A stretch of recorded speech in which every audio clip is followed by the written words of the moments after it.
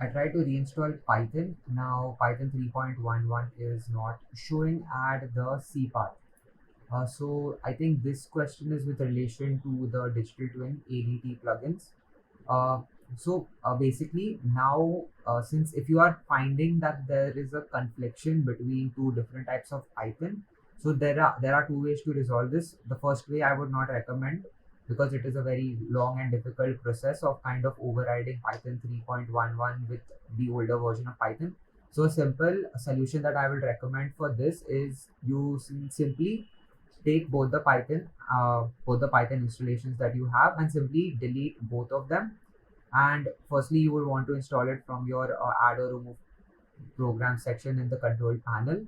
And secondly, you will also want to do two things. If I just your C drive, and in your C drive, you would want to go to maybe the program data section, and then over here there would be a Python folder. So currently I do not have Python on my PC, but there would be a Python folder here. You would want to delete that one. Then you would want to head over to the users, your particular folder that you are currently logged in my case it is my name.